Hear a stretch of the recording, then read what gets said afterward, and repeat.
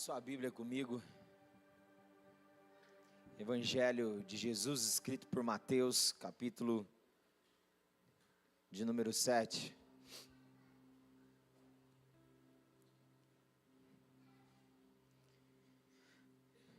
Versículo 28.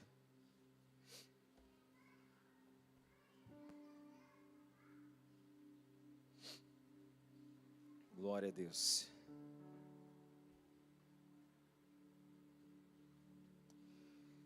Mateus, capítulo 7, versículo 28, diz assim a palavra do Senhor. Quando Jesus acabou de proferir estas palavras, estavam as multidões maravilhadas da sua doutrina, porque ele as ensinava como a quem tem autoridade, e não como os escribas. Vamos ler novamente. Quando Jesus acabou de proferir estas palavras, estavam as multidões maravilhadas da sua doutrina, porque ele as ensinava como quem tem autoridade, e não como os escribas. Até aqui. Pai, obrigado pela tua palavra. Obrigado porque ela é viva e eficaz. Ela é pontual, ela é precisa. Por isso nós clamamos, Espírito Santo de Deus, tenhas liberdade para trazer sobre nós clareza, ó Deus, luz, direção, ó Deus, através da tua palavra. Dissipa, Senhor, em nome de Jesus, toda aí qualquer distração, ó Deus, tudo aquilo que, ó Deus, as trevas tenta e intenta contra nossas mentes e corações, nós repreendemos e declaramos a nossa mente e nosso coração totalmente aberto e atento àquilo que o Senhor quer falar. Em nome de Jesus, nós deixamos aos pés da cruz toda inquietação, toda preocupação. Em nome de Jesus, Pai, deixamos aos pés da cruz, para que possamos, ó Deus, em nome de Jesus, com graça, ouvir, ó Deus, as verdades do Teu Evangelho. Essa é a nossa oração e nosso clamor, em nome de Jesus. Amém. Amém, queridos. Podeis assentar, fique à vontade.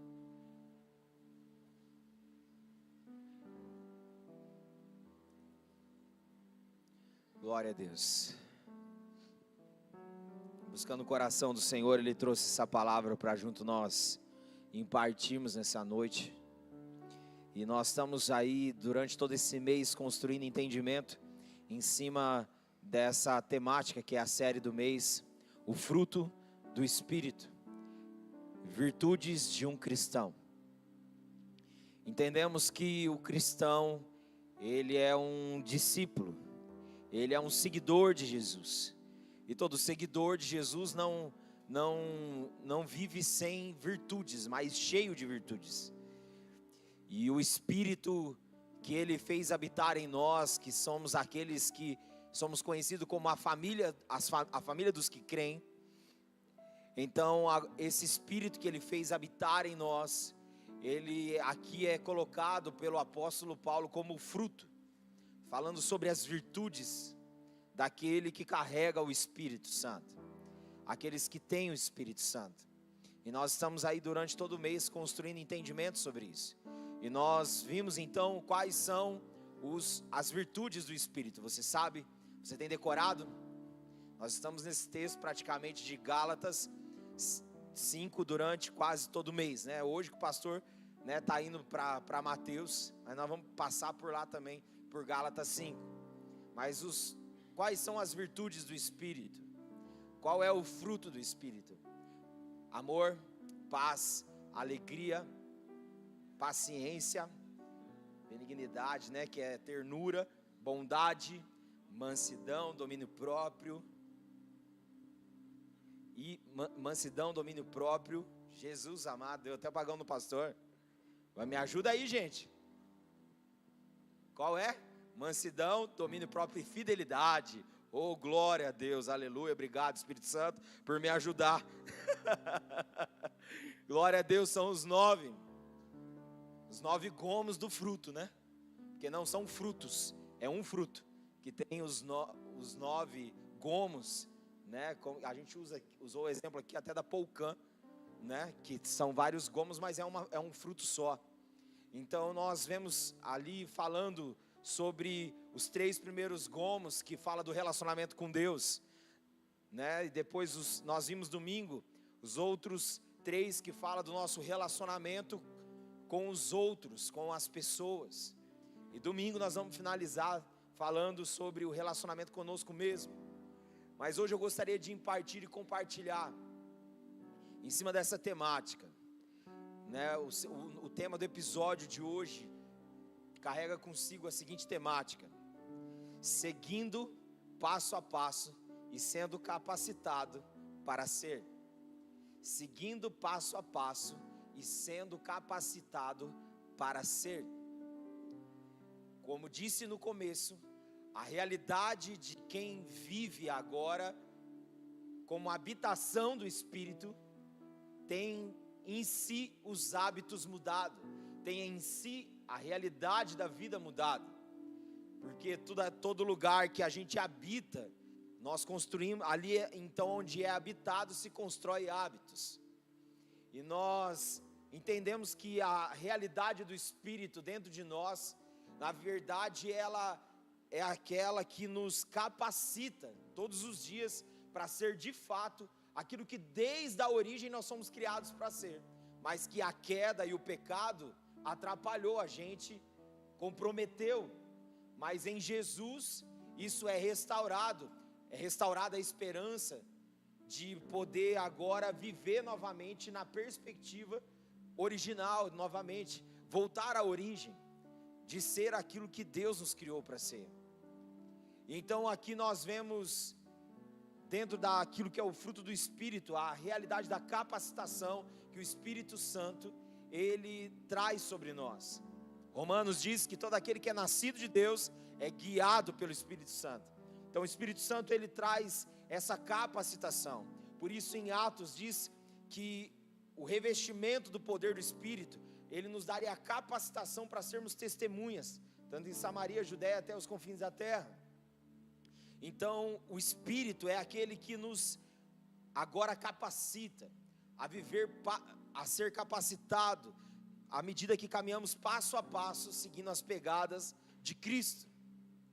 E nós vemos que essa é a graça da vida, porque antes vivíamos perdidos querendo encontrar quem éramos, mas agora que Cristo nos encontrou, agora sabemos de fato quem somos. Somos chamados para ser como Ele é, porque também Romanos diz que nós somos uma grande família, e esse é o anseio de Deus, que sejamos uma grande família, todos parecidos com o primogênito do Pai, que é Cristo. Então agora nós temos essa graça, a partir do Espírito, para realmente seguirmos o exemplo e o padrão da nossa vida, que é Cristo. E aqui nós vemos em Mateus o final do Sermão do Monte. Nós vemos aqui uma construção que Jesus estava tendo com os seus discípulos. A Bíblia diz que Jesus se assentou e ele se assentou em volta, e ali ele passou a ensinar no monte realidades do caráter de um cristão, virtudes de um cristão, em como devemos ser como discípulos e cristãos. Mas então aqui no final do Sermão do Monte nós vemos um relato muito especial, porque diz que a multidão ao ouvir Jesus ficou admirada, porque ele falava como quem tinha autoridade, ele falava como quem vivia. Então ele admirou as pessoas e disse: ele é diferente dos escribas, ou seja, os religiosos, que colocavam legalismo e uma imposição, mas não vivia aquilo que eles mesmos ensinavam. Então aqui as multidões ficaram admiradas, porque Jesus falava com autoridade, falava como quem vivia. Mas agora nós vemos que, pela realidade do Espírito, nós temos a capacidade de aplicar isso que Jesus ensinou no Sermão do Monte. Porque aqui sermão, o Sermão do Monte então fala para nós a realidade do sermão, ou seja, a essência do que eu sou refletido no que eu faço. Aqui Jesus ele trabalha esse caráter, essas virtudes de um cristão, do que ele deve ser e de como ele deve fazer. E o Espírito é aquele que nos capacita. Nós vemos vários relatos dizendo e nos chamando para ser como Jesus. Nós vemos em 1 João 2,6 ele dizendo que aquele que permanece em Cristo deve andar como ele andou. Em 1 João 4,17 ele diz que assim como ele foi nesse mundo, nós o somos. Nós vemos em Colossenses 1, 26, 27 ele dizendo que o mistério que estava oculto das gerações e séculos nos foi revelado aos seus santos. Nós vemos em Efésios 1:10 dizendo que ele faria convergir em Cristo todas as coisas celestiais e terrenas. Nós vemos em João 17 ele dizendo: não peço que os tires do mundo, mas que os livre do mal. Aqui nós vemos então que nós somos chamados para ser a semelhança do Cristo.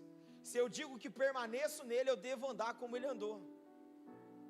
Ele diz que assim como ele foi no mundo, nós temos que ser. Olha que responsabilidade, mas misturado com graça, de ser representante do Cristo. Muito do que as pessoas vão pensar sobre Jesus está ligado com a forma que nós dizemos viver com Jesus. Ele diz que se permanecemos, devemos andar como ele andou, que assim como ele foi, nós o somos, que chegaria o tempo em que faria convergir todas as coisas em Cristo, tanto celestiais quanto terrenas, ou seja, que tudo será reunido em Cristo, tudo, tanto no céu quanto na terra. A oração do Pai Nosso: seja feita a tua vontade aqui na terra como ela é feita no céu. Que chegaria o tempo de convergir, reunir todas as coisas em Cristo, tanto no céu quanto na terra.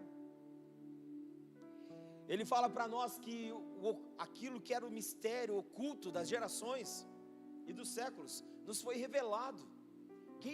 Que mistério é esse? É Cristo. Ele nos foi revelado. O que os profetas diziam, o que os patriarcas diziam, tudo se consumou e nos foi revelado na pessoa do Cristo. Ele diz: eu não peço, Senhor, que Jesus diz na oração sacerdotal em João 17, eu não peço que os tires do mundo, mas que os livre do mal. Ou seja, Jesus estava querendo dizer o quê? Que nessa terra nós precisamos andar na contramão, sendo uma resposta de contracultura, manifestando a cultura do reino, vivendo como Jesus viveu. Seguir passo a passo é seguir os passos de Jesus, mas agora sendo capacitado pelo Espírito para ser de fato. E vamos analisar o contexto do Sermão do Monte de trás para frente. Nós vemos que Jesus ele trabalha com os discípulos sobre os dois fundamentos. E esses dois fundamentos fala da casa firmada na areia e a casa firmada na rocha. Diz que a casa firmada na areia veio tempestades, ventos fortes e bateram contra ela, e foi grande a ruína dela. Mas a que veio contra aquela casa que estava firmada na rocha, ventos, tempestades, ela permaneceu inabalável. Mas se você vê aqui nesses fundamentos, vai ver a diferença. A casa que está firmada na areia é aquela que ele diz que é aquele que construiu e que não ouviu. Que ouviu, mas quer dizer não praticou. Agora que está firmada na rocha é aquele que ouviu e praticou. Então aqui fala para nós o segredo. Jesus está dizendo que nós precisamos estar com um fundamento concreto dentro de nós. Precisamos ser ouvintes, mais praticantes do que ouvimos. Porque como diz Tiago, se nós só somos ouvintes, mas não praticantes, nós estamos enganando a nós mesmos. Então aqui Jesus ele está trabalhando na essência do cristão e do discípulo, sobre ter fundamentos concretos na rocha, porque as tempestades vão vir, as dificuldades vão vir, mas se nós estivermos firmes na rocha, nós permaneceremos inabaláveis. Quem são esses? Aqueles que ouvem e praticam a verdade. Não adianta só ouvir e não praticar, precisa ouvir e praticar. Aquilo que a gente ouve precisa ser traduzido com aquilo que a gente pratica. Aleluia, queridos. E é o Espírito Santo que nos capacita para seguir esse passo a passo que Jesus deixou. dizendo que nós precisamos ter a nossa casa firmada na rocha e não na areia, que resiste aos tempos difíceis, que resiste às circunstâncias e não se abala. Depois nós vamos ver Jesus ele falando então agora do próximo passo, que é se acautelar e tomar cuidado com os falsos profetas, que vêm em pele de cordeiro, mas são lobo. Ele fala para a gente se acautelar e tomar cuidado, e no final dessa explicação de cuidado que ele fala assim: nem todos que diz Senhor, Senhor herdarão o reino dos céus, mas aquele que faz a vontade do meu Pai. Aí muitos naqueles dias dirão: nós profetizamos em teu nome, nós expulsamos demônios em teu nome, nós fizemos milagres em teu nome. E a Bíblia diz que então Jesus ele vai declarar: aparta-te de mim que eu não vos conheço, vós que praticais a iniquidade. Aqui Jesus ele está falando agora contra os falsos profetas. O Espírito Santo nos capacitaria agora, queridos, para tomar cuidado com aquilo que a gente ouve, porque aquilo que a gente ouve modela aquilo que a gente pratica. Jesus está querendo dizer o que para os discípulos e para nós? Precisamos tomar cuidado. Não é porque diz Senhor que às vezes o Senhor está naquilo que realmente está sendo falado. Ele diz: nem todos que dizem Senhor, Senhor herdarão o reino dos céus, mas aquele que faz a vontade do meu Pai. Qual é a vontade do Pai? A vontade do Pai é Cristo. Ele diz: não adianta você fazer em meu nome, curar em meu nome, expulsar demônios em meu nome, milagres em meu nome, se eu não conheço vocês. Aqui essa palavra conheço é quando o marido conhece a esposa, ou seja, intimamente. Jesus está dizendo: eu não conheço intimamente vocês. Então Jesus está aqui nos alertando que nós precisamos tomar cuidado, porque não podemos ter uma declaração Senhor, Senhor, adorar ao Senhor e ter uma prática contrária. Volta à prática. Ele diz: vocês praticam a iniquidade. Nós precisamos ser não falsos profetas, mas profetas verdadeiros, ou seja, que praticam uma vida de santidade. E isso na capacitação do Espírito. Aleluia. Como está a sua vida de santidade? Santidade é a nossa maior prova de amor. Jesus ele nos ensina que a respeito também aqui no Sermão do Monte sobre a porta estreita. Ele diz: estreito é o caminho que conduz à vida eterna, mas larga é a porta que leva à perdição, e muitos entrarão por ela. Mas ele diz que a porta estreita poucos entrarão. Diz que a porta estreita é o caminho que conduz à vida.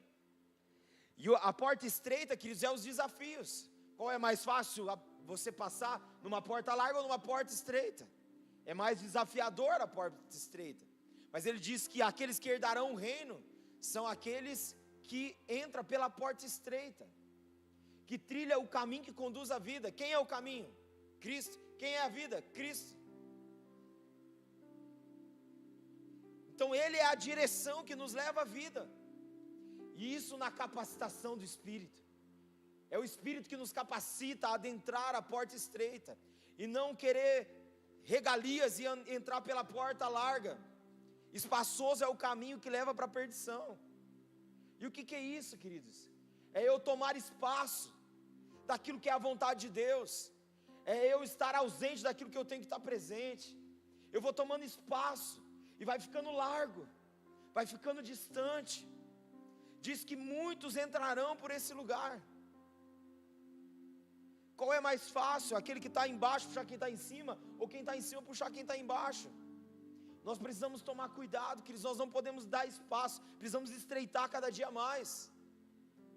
Por isso precisamos andar no Espírito, porque o Espírito vai nos estreitar todos os dias a viver na satisfação da vontade do Pai e não da nossa própria.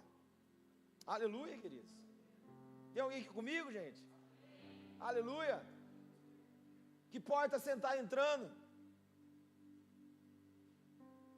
Que porta você está escolhendo?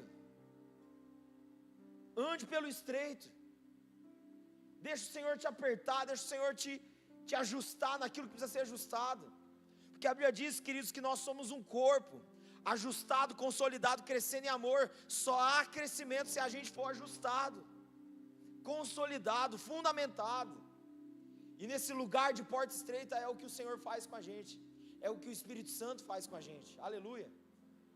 Ele vai nos apertando. Você vai ter circunstâncias que Ele vai te incomodar, Ele vai dizer, não é bem assim que você tem que fazer, não é bem assim que você tem que se comportar, não é bem assim que você tem que se vestir, não é bem assim que você deve tratar tal pessoa. O Espírito Santo vai te estreitar. Mas por que poucos entram pela porta estreita? Já fala, queridos, é estreito. O Senhor vai estreitar você, Ele vai te ajustar na medida exata do Cristo, para não ser como todo mundo é, mas para ser como Cristo é. Aleluia, queridos. Você está disposto a entrar pelo caminho estreito? Aleluia. Fica tranquila, são poucos que entram por ela. Não vai estar congestionado. Poucos vão entrar por ela. Sem deixar o Senhor te estreitar a sua caminhada.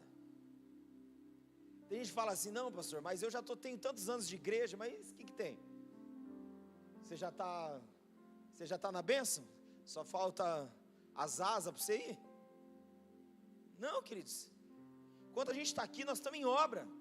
O Senhor está trabalhando com a gente, aleluia. O grande problema do cristão é quando ele acha que não tem mais o que ser tratado. Irmãos, todos os dias o Senhor tem algo a estreitar com a gente, mas a gente dificilmente faz essa pergunta: Senhor, qual é o estreito do Senhor? O Senhor quer me estreitar? O que o Senhor quer me ajustar? Mexe no que tem que mexer? Quebra o meu orgulho? Eu quero trilhar, Senhor, esse caminho que conduz à vida. Aleluia, queridos. Orações perigosas, né? Você é alguém que faz orações perigosas? Fala para o seu irmão que está do seu lado. Você faz essas orações perigosas?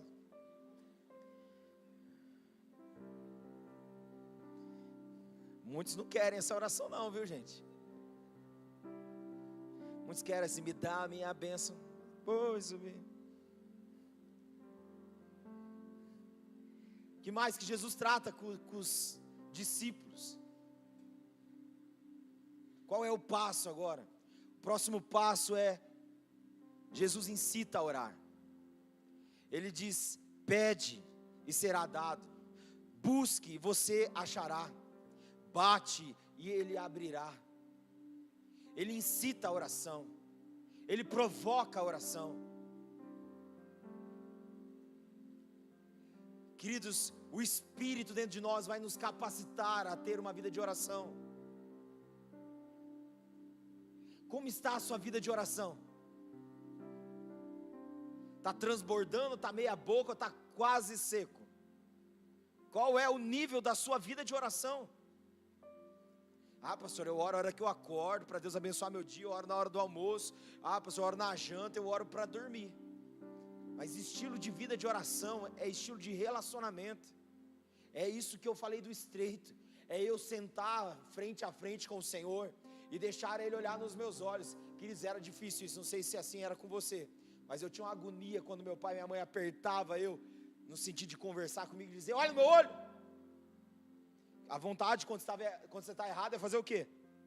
Cabeça baixa. Mas vida de oração é olho no olho. É Ele nos constrangendo em amor, não nos julgando, mas nos levando a um lugar de transformação, dizendo, você está assim, mas eu posso te ajudar a sair desse lugar e a trilhar um caminho diferente. Aleluia. Jesus, Ele incita os discípulos a orar, e o Espírito é aquele que nos capacita a ter uma vida de oração. Sem a realidade do Espírito não é possível, nós não conseguimos. É o Espírito que nos conduz. Aleluia. É Ele que te provoca. Mas tem gente que o Espírito Santo provoca, acorda de madrugada, mas o que será que está acontecendo? Que eu perdi o sono. Será que eu não preciso tomar um remédio? Não, porque eu estou assim. Por que você não experimenta levantar e orar? Você vai ver que o remédio vai resolver. Tem gente que o Espírito Santo vai levar você a um lugar de oração, vai te despertar de madrugada. Eu acho tão bonito quando a gente canta, de um desespero tomar a gente acordar de madrugada, apaixonado. Mas e a prática? O Espírito Santo, ele vai nos incitar a ir além, a ter uma vida mais aguçada dentro da vontade de Deus, ser provocado, queridos, um santo desespero nos tomar o nosso coração para a gente viver aquilo que é a vontade de Deus. Aleluia. Ele vai nos incitar, ele vai dizer: pede e eu vou te dar, procura e você vai achar, bate e eu vou abrir. Aleluia. Mas muitos cristãos estão na preguiça tamanha, dizendo: Jesus, abre a porta lá para mim. Nossa, estou numa preguiça. Não, meu filho, pede, busca, levanta, vai, bate, abre. Aleluia. Amém, queridos. É o Espírito Santo nos levando a ir além. Jesus, ele estava incitando os discípulos a orar. Depois ele então agora, ele vai aumentando o nível. Ele diz: não julgueis para que vocês não sejam julgados. Que à medida que a gente julgar o outro, a gente também será julgado. Aí ele começa a tratar. Você fica vendo o cisco que tem no olho do seu irmão, mas você não vê a trave que está no seu. Tira do seu para você poder ver do seu irmão. Ele está querendo nos incitar agora a olhar para o outro, não com um olhar de julgamento, mas de graça, porque é o Espírito Santo que nos capacita. Quando você olha para a realidade de alguém, dá uma vontade de julgar. Mas essa pessoa é difícil demais. Mas por que ela está assim? Por que ela faz isso? Por que ela se comporta assim? Mas é a gente sentar no lugar, é a gente ser como Jesus. O que Jesus fez? Ele se colocou no nosso lugar. João Batista, quando foi batizar Jesus, ele diz: não, o senhor tem que batizar. Jesus diz: faça isso para que se cumpra a justiça. Ou seja, eu estou tomando o seu lugar, João Batista. Aleluia.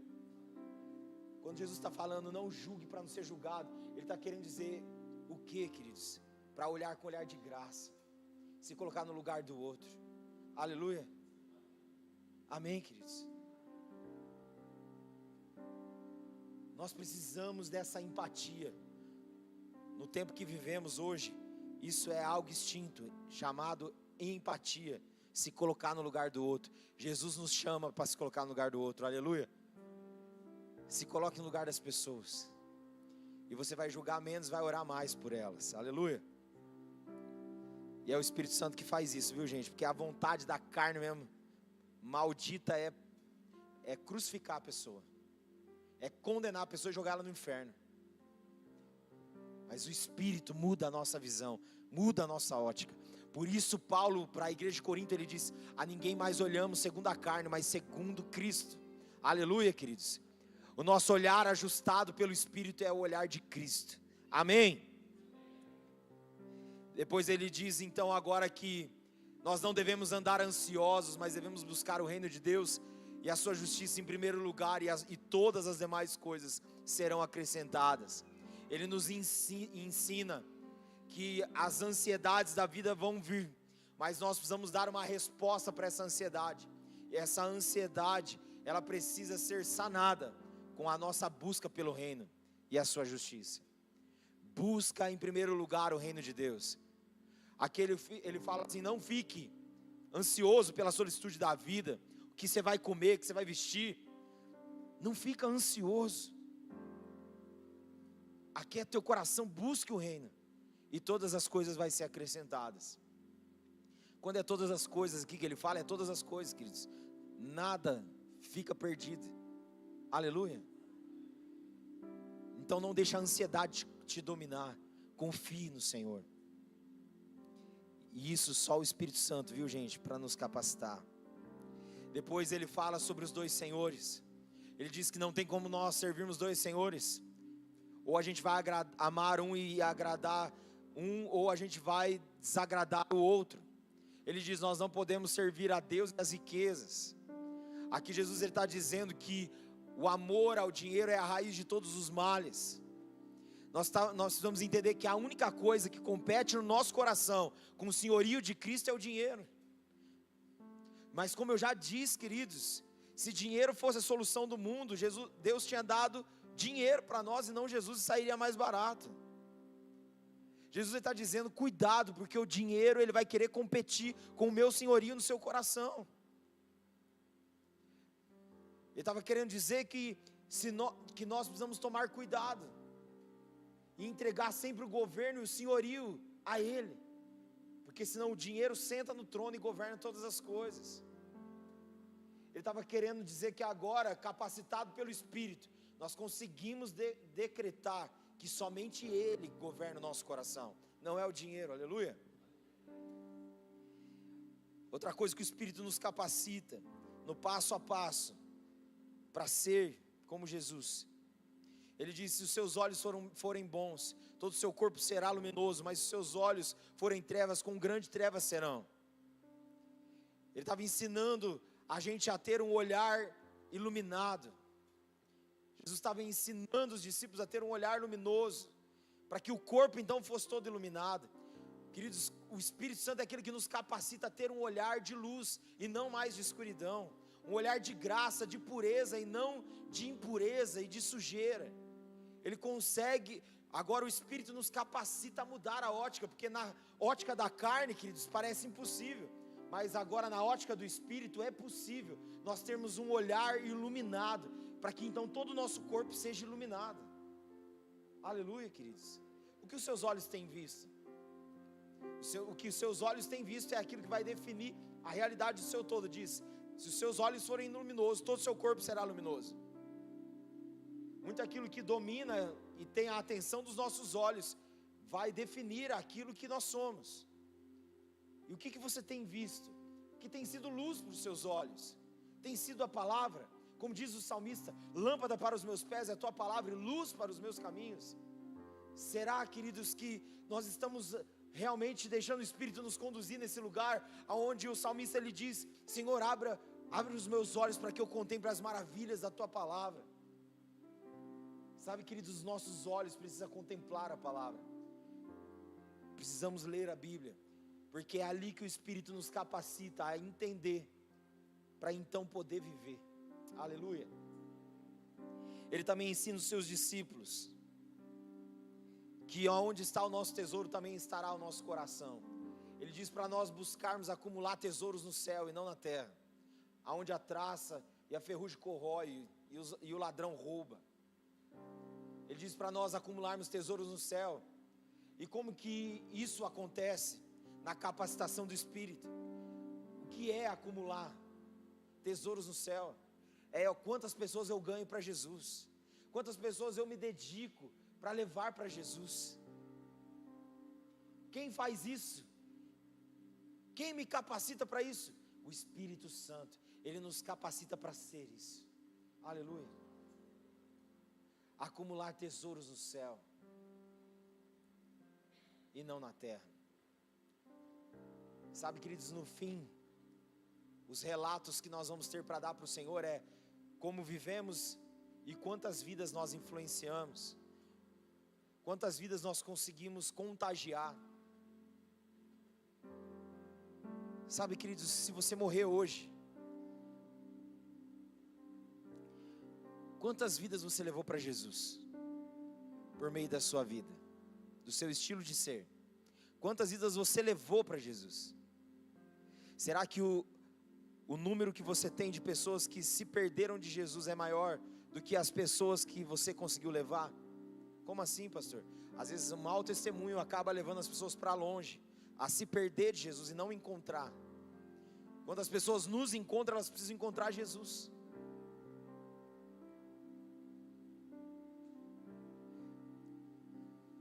Sabe, queridos, no seu velório, quando você morrer, o que as pessoas vão dizer sobre você? Você é alguém que, nossa, fulano era um bom trabalhador, trabalhou tanto. Nossa, era um bom profissional nisso, era um bom profissional naquilo. Será que só isso resume a nossa vida? O que precisa ter destaque na nossa vida é quem nós somos em Jesus.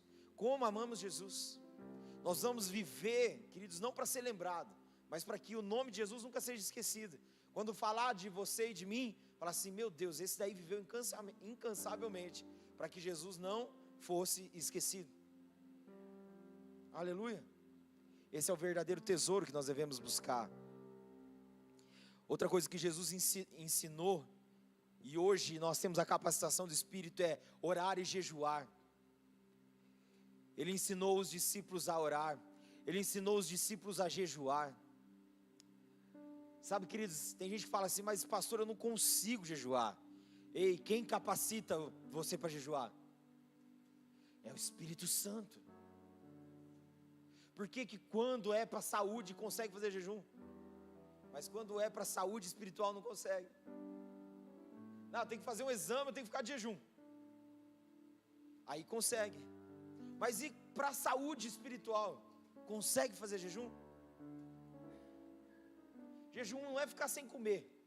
Jejum não é passar fome. Jejum é você ser intencional, é você mortificar a carne e potencializar o seu tempo com o Espírito Santo, em oração, em meditação na palavra. Aleluia. Esses dias eu vi um irmão, ele fazendo jejum, ele estava lendo o livro de Daniel, e ele estava fazendo jejum, né, até ele terminar a leitura do livro de Daniel. Eu falei: uau, é isso? É isso. A gente precisa jejuar para quê? Para que então haja mais clareza, entendimento. Jejum não é para fazer o que Deus, para que Deus faça o que a gente quer. O jejum é para a gente matar a carne para Deus, para que agora a gente faça o que Deus quer. Aleluia. Jesus ensinou os discípulos a orar.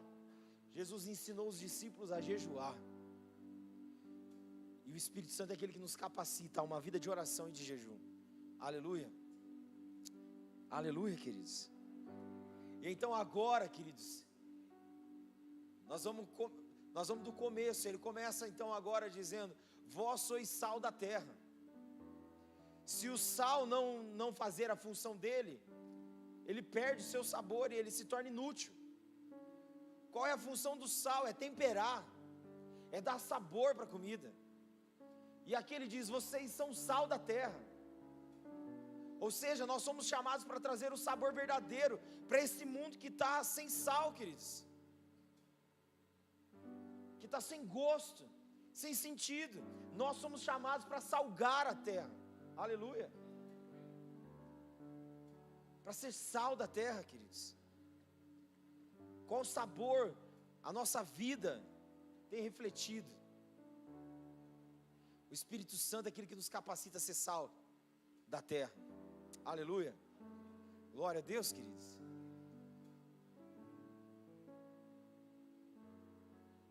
Tem um estudo que fala sobre essa questão do sal da terra, que na cultura antigamente abria-se um buraco, porque não tinha higienicamente como tinha hoje, que tem hoje. Mas quando fala da expressão sal da terra, falava que fazia-se um buraco e ali defecava e jogava sal para matar aquilo que era o que era. Qual o significado disso?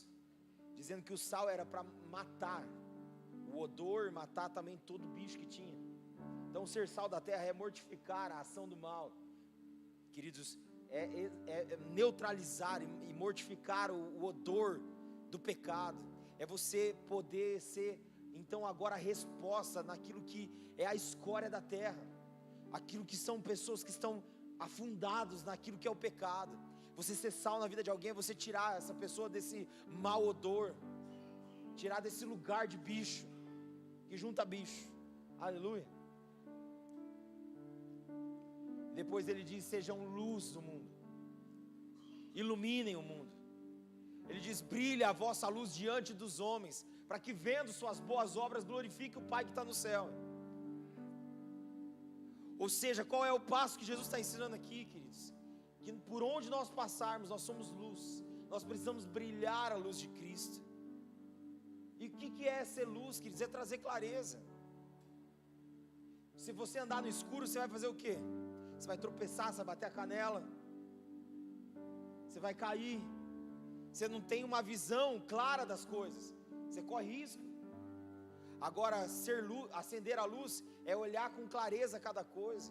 E o que é ser luz para essa terra?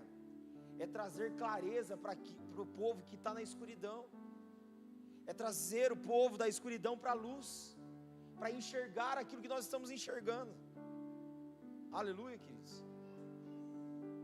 Somos chamados para ser sal da terra e luz do mundo. Amém. A Bíblia diz que as pessoas, quando ouviram Jesus falar, ficaram maravilhadas, porque ele tinha autoridade e falava como quem vivia. Sabe, eu profetizo em nome de Jesus, queridos, que o Senhor está levantando um povo cheio de autoridade, para falar daquilo que vive, para voltar a admirar e atrair o olhar das multidões, para aquele que é o Senhor e Salvador da nossa vida, que é Cristo o Senhor. Aleluia. Porque o Espírito, ele tem essa incumbência, nos trazer clareza a respeito de quem Cristo é e de como devemos viver. Aleluia.